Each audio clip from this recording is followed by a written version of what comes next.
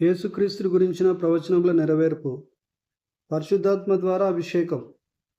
ప్రవచనం. కీర్తన గ్రంథము 45వ అధ్యాయం 7వ వచనం.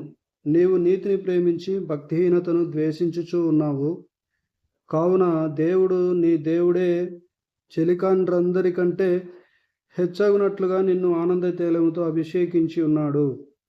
ప్రవచనముల నెరవేర్పు. యెషయా గ్రంథం 11వ అధ్యాయం 2వ వచనం. యెహోవా ఆత్మ జ్ఞాన వివేకములకు ఆధారమగు ఆత్మ, ఆలోచన బలములకు ఆధారమగు ఆత్మ, తెలివిని యెహోవా ఎడల భయభక్తులను పుట్టించు ఆత్మ అతని మీద నిలుచును.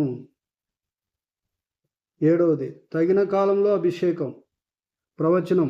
దానియేలు గ్రంథము 9వ అధ్యాయము 25వ వచనం చదవండి. నెరవేర్పు. మార్క్స్ వార్త 1వ అధ్యాయం 14-15 వచనాలు. యోహాను చెరపట్టబడిన తరువాత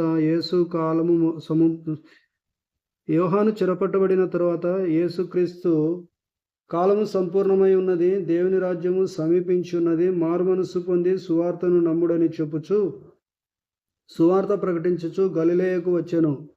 లూకా సువార్త 3వ అధ్యాయం 1-3. తిబెరయ కైసరు ఏలుబడిలో 15వ సంవత్సరమందు యూదయకు పొంతి పిలాతు అధిపతిగాను, గలిలయకు హేరోదు చతుర్థ అధిపతిగాను, ఇతూరయ త్రకోనీతి దేశములకు అతని తమ్ముడైన ఫిలిప్పు చతుర్థాధిపతిగాను, అబిలేనే దేశమునకు లూసానియా అధిపతిగాను, అన్నయు కయపయు ప్రధాన యాజకులుగా ఉన్న కాలమున అరణ్యములో ఉన్న జకర్యా కుమారుడైన యోహాను నొద్దకు దేవుని వాక్యము వచ్చెను. అంతటా అతడు వచ్చి పాపక్షమాపణ నిమిత్తము మారుమనస్సు విషయమైన బాప్తిస్మము పొందవలెనని యోర్దాను నదీ ప్రదేశముల యందంతటా ప్రకటించుచు ఉండెను.